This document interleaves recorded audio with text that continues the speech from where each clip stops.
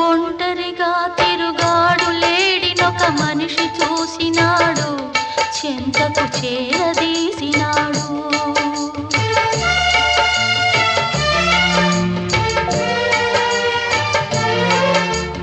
అభమో శుభమో తెలియని లేడి అతనిని నమ్మింది, తన హృదయం పరిచింది. ఆ తరు